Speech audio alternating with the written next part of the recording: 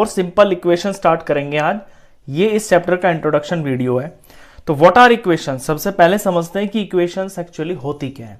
देखिए equation word से ही आपको यहाँ पे दिख रहा होगा इक्वल, यानी ये इक्वल को दिखाता है। इक्वेशंस मतलब कोई ऐसा एक्सप्रेशन जहां पे इक्वल टू का जो ये साइन है वो यूज हो रहा है।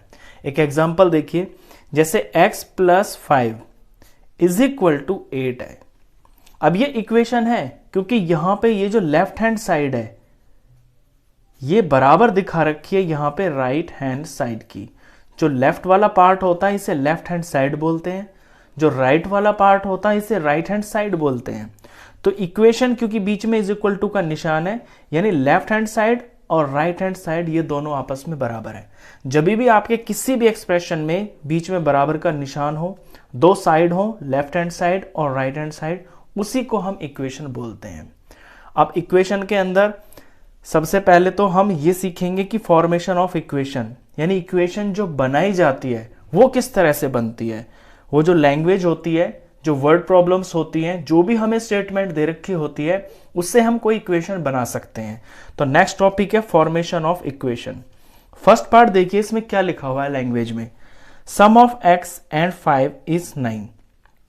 इक्वेशन में यहां स्टेटमेंट में कहता है कि x का और 5 का सम इज 9, यानी कोई दो चीजें हैं, एक x है और दूसरी है 5, और इनका सम यानी इनका जो एडिशन है वो 9 के बराबर है। तो सिंपल सी बात है, सम ऑफ x एंड 5 इज 9, यानी x + 5 = 9। तो इस तरह से लैंग्वेज को पढ़ के समझ के वहां पे क्या बोला जा रहा है हम इक्वेशन बना सकते हैं। सेकंड देखिए, difference of y and 10 is 30, यानी y और 10 का जो डिफरेंस है ना वो 30 है, यानी कि y - 10 इज इक्वल टू 30। अब कहीं कहीं पे लैंग्वेज इसकी थोड़ी चेंज भी हो जाती है माइनस की, ऐसे भी कह देते हैं कि when we take away 10 from y it gives 30, यानी जब हम y में से 10 निकालेंगे तो 30 आ जाएगा। आगे बुक में बहुत सारे क्वेश्चंस आएंगे, जब आप वहां पे करेंगे तो इनको और भी अच्छे से पक्का पक्का सीखेंगे। थर्ड देखिए, product of 2 and x is 50। Product का मतलब होता है मल्टीप्लाई, यानी 2 और x का प्रोडक्ट 50 के बराबर है। तो ये हो गया 2, ये हो गया प्रोडक्ट का निशान, और ये हो गया है x। तो 2 × x = 50। अब जो मल्टीप्लाई है ना, ये आप यहां पे जब इक्वेशंस बनाते हैं तो ये इससे चिपक के रहता है। जो चीज चिपकी रहती है ना, इसका मतलब ही ये है कि x और 2 का यहां पे प्रोडक्ट हो रहा है। तो 2x is equal to 50। Next देखिए, 1/3 ऑफ x इज 20, यानी कोई नंबर x है, लेट सपोज ये है, और इसका 1/3, तो इसका 1/3 क्या होगा, 1/3 इस तरह से होगा। ये बराबर किसके है, 1/3 ऑफ x इज 20, ये बराबर 20 के है। तो इस तरह से लैंग्वेज को पढ़ के उसके अंदर कौन सा फंक्शन हो रहा है, सम हो रहा है, सब्ट्रैक्शन हो रहा है, प्रोडक्ट हो रहा है, या कहीं पे डिवीजन हो रहा है। अब देखिए ये जो 1/3 है, 1/3 क्या हुआ, 1/3, तो x के नीचे ये 3 लग गया। जब x के नीचे 3 है यानी कि यहां पे ये 3 डिवाइड में है। तो इस तरह से इक्वेशंस बनती हैं। अब इक्वेशन के अंदर ये जो नंबर होता है ये तो नंबर ही होता है, जो ये x वगैरह होते हैं ना, x, y, z, इन्हें हम बोलते हैं वेरिएबल्स। और जो हमारा पर्पस होता है इक्वेशन बनाने के बाद, जो वेरिएबल्स होते हैं उनकी वैल्यू निकालना ही हमारा मेन पर्पस होता है। तो जो अपना नेक्स्ट टॉपिक आएगा ये आएगा सॉल्विंग एन इक्वेशन, यानी कोई इक्वेशन बन गई है उसको आपको सॉल्व कैसे करना है। तो सॉल्व करने के दो तरीके हैं। पहला तरीका है बैलेंसिंग मेथड। ये जो बैलेंसिंग मेथड है ये बहुत सिंपल सा मेथड है, ज्यादा ये यूज होता नहीं है और बहुत ज्यादा इस क्लास में आगे भी ये यूज होगा नहीं। समझ लेते हैं क्या है ये। देखिए लेट सपोज एक एग्जांपल है मेरे पास, x + 5 इज इक्वल टू 8। अब अगर मैं आपसे इसका आंसर पूछूं तो आप उंगली पे भी बता सकते हैं कि इसका आंसर क्या होगा। सॉल्विंग एन इक्वेशन का मतलब सिंपल ये है कि आपको जो भी इसके अंदर वेरिएबल है ना, x है, y है, z है, जो कुछ भी है उसकी वैल्यू निकालनी है कि वो कितना होगा। यहां आपके सामने इक्वेशन है x + 5 इज इक्वल टू 8, यानी x और 5 मिलके 8 हो रहे हैं। तो x कितना होगा, सिंपल सी बात है, x 3 होगा, क्योंकि 5 में 3 जोड़ेंगे तो 8 होगा। तो इसका आंसर होगा 3। ये आंसर बिल्कुल सिंपल था, पता चल गया देखते ही। लेकिन हर इक्वेशन इतनी सिंपल नहीं होती है। अब इसे सॉल्व करेंगे बैलेंसिंग मेथड से। देखिए x plus 5 is equal to ये 8 है। मेन पर्पस क्या होता है सॉल्व करते वक्त इक्वेशंस में कि वेरिएबल के पास जो भी चीज है ना उसे हटाना है। बस वेरिएबल को अकेला छोड़ देना है लेफ्ट साइड में, तो अपने आप उसकी वैल्यू आ जाती है। अब वेरिएबल के पास यहां पे +5 है, अगर मैं यहां पे -5 कर दूं तो +5 और -5 ये दोनों कट जाएंगे और वेरिएबल अकेला रह जाएगा। लेकिन सिर्फ यही तो नहीं कर सकता मैं, ये -5 मैंने यहां किया है तो फिर -5 मुझे यहां भी करना पड़ेगा। इसी को तो बैलेंसिंग बोलते हैं। यानी कोई दो चीजें अगर सेम है, मान लीजिए ये दोनों चीजें सेम है, अगर इनके अंदर मैं कोई सेम चीज जोड़ देता हूं तो ये बराबर रहेंगी, अगर सेम चीज माइनस कर देता हूं तो भी बराबर रहेंगी। वही काम यहां पे किया गया है। ये +5 यहां टेंशन दे रहा था तो यहां -5 कर दूंगा तो ये खत्म हो जाएंगे। लेकिन क्योंकि यहां -5 किया है तो मुझे दूसरी वाली साइड भी -5 करना पड़ेगा। अब यहां तो मेरा टारगेट पूरा हो गया है कि मैंने वेरिएबल को बिल्कुल अकेला छोड़ दिया, यहां पे x रह गया।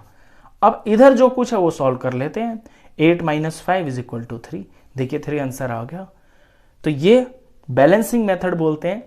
इसके अंदर यही पर्पस होता है कि जो भी वेरिएबल के पास होता है उसे हटाना होता है।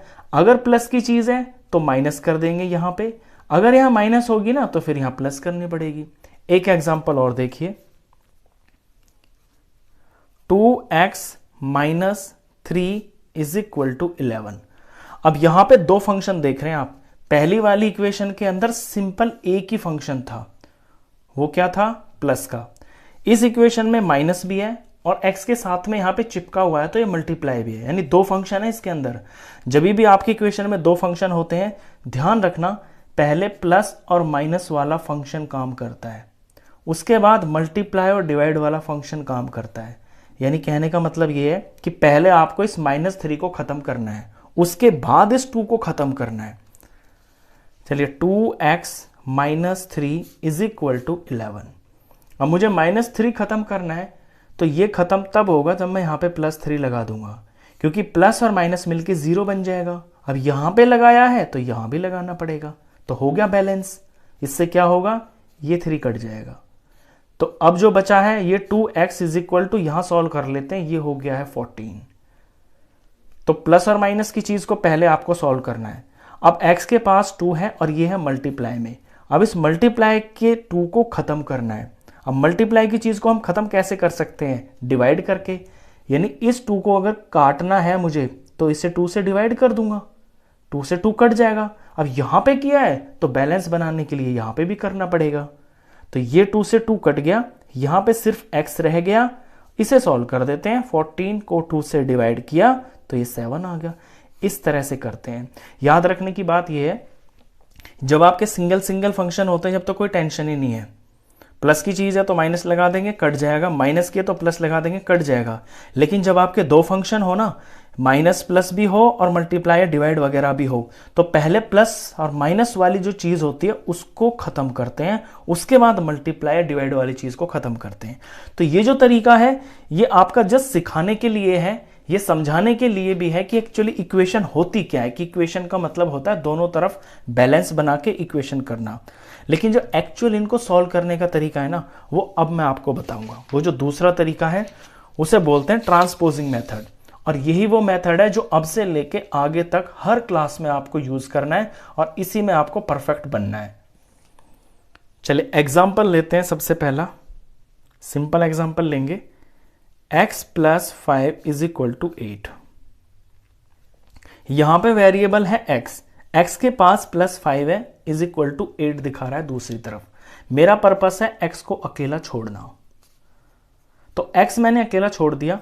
यहां पे मैं कुछ करूंगा ही नहीं, x से मुझे मतलब है इस x को ही खाली करना है। तो यहां पे +5 है, जब इस +5 को मैं ट्रांसपोज करूंगा यानी दूसरी तरफ ले जाऊंगा इक्वेशन के दूसरी तरफ, तो ये -5 हो जाएगा और x की वैल्यू आ जाएगी 8 - 5 = 3। इसी को बोलते हैं ट्रांसपोजिंग। यहां पे क्या करना होता है कि x के पास जो भी नंबर है, प्लस में, माइनस में, मल्टीप्लाई, डिवाइड में, उसे आपको दूसरी तरफ ले जाना होता है। और यहां भी यही रूल है कि पहले प्लस और माइनस वाली चीज को ट्रांसपोज करते हैं, उसके बाद मल्टीप्लाई और डिवाइड वाली चीज को करते हैं। पहले ये करना है, फिर ये करना है। अब आपने यहां देखा कि प्लस से दूसरी तरफ माइनस बन गया, तो ये रूल नंबर 1 है कि जो चीज प्लस होगी जब वो दूसरी तरफ जाएगी तो वो माइनस हो जाएगी। अब देखिए x + 5 8 के बराबर है। 5 में क्या जोड़े जो 8 आ जाए, तो 3 आ गया, बिल्कुल ठीक है। नेक्स्ट एग्जांपल देखिए, नेक्स्ट है x - 10 = 15। वैसे मैं अगर आपसे ओरली पूछूं इसका जवाब बताइए, तो आप उंगली पे भी बता सकते हैं कि ऐसा कौन सा नंबर है जिसमें से 10 माइनस करेंगे तो 15 आएगा। तो 25 होगा। 25 में से 10 माइनस कर देंगे तो 15 आ जाएगा। सिंपल सी इक्वेशन है ये। अब इसका आंसर निकालते हैं। देखिए x को मुझे खाली छोड़ना है, इस तरफ नंबर है, नंबर ये अपनी जगह ही रहेगा। मुझे तो x से मतलब है, जो इसके पास टेंशन कर रहा है उसे हटाना है। तो यहां ये माइनस का 10 है ना, जब दूसरी तरफ जाएगा तो ये प्लस का 10 हो जाएगा। अब x की वैल्यू आ गई है 15, 10, 25। तो ये दूसरी इंपॉर्टेंट बात है, अगर कोई माइनस की चीज होती है वो दूसरी तरफ जाके प्लस बन जाती है। अब तीसरी चीज देखिए, थर्ड में है 2x = 14। ये सिंपल सी इक्वेशन है। मैं इसका ओरली आपसे आंसर पूछूं कि कोई चीज का डबल 14 है तो वो चीज क्या होगी? वो चीज 7 होगी, क्योंकि 7 को 2 से मल्टीप्लाई कर देंगे तो 14 होगी। तो इसका आंसर 7 आएगा।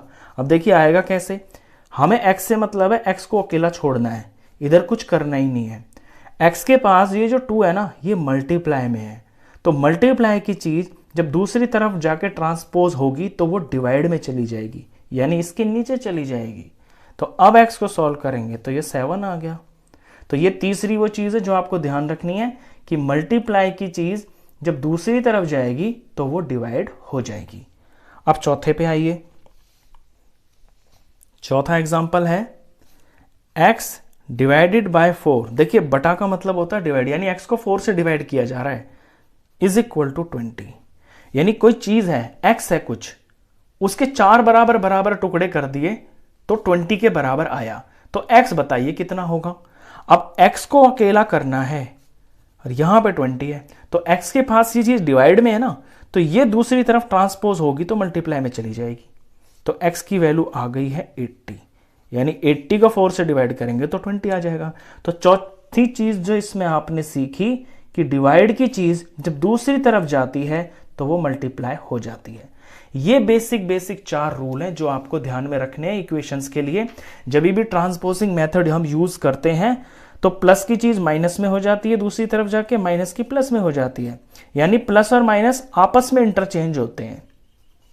प्लस का माइनस हो जाता है, माइनस का प्लस हो जाता है, और मल्टीप्लाई और डिवाइड ये आपस में चेंज होते हैं। मल्टीप्लाई का डिवाइड हो जाएगा दूसरी तरफ, डिवाइड का मल्टीप्लाई हो जाएगा।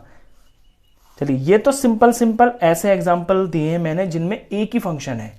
यहां पे प्लस का फंक्शन था, या माइनस का था, या मल्टीप्लाई का था, और यहां पे डिवाइड का फंक्शन था। अब ऐसे एग्जांपल देखिए जिसमें एक से ज्यादा फंक्शन है। एक से ज्यादा से मेरा मतलब है जिसमें प्लस भी हो, मल्टीप्लाई भी हो, इस तरह का। एग्जांपल देखिए, 5th एग्जांपल, 2x + 4 = 10।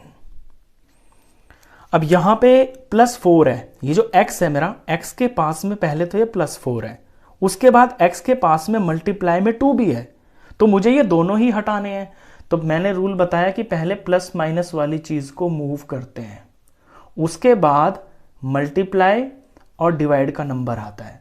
तो पहले इस 4 को ही यहां से हटाएंगे, तो 2x तो एज इट इज रहेगा, 10 यहां एज इट इज रहेगा। ये प्लस का 4 जब इधर जाएगा तो ये माइनस हो जाएगा। ये मैंने अभी सिखाया आपको कि प्लस का माइनस बन जाता है दूसरी तरफ।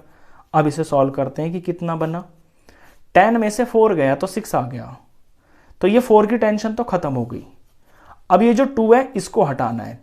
अब देखिए 2 यहां पे मल्टीप्लाई में है, जब ये मल्टीप्लाई में है तो ये दूसरी तरफ जाएगा 6 के पास, तो ये डिवाइड में चला जाएगा।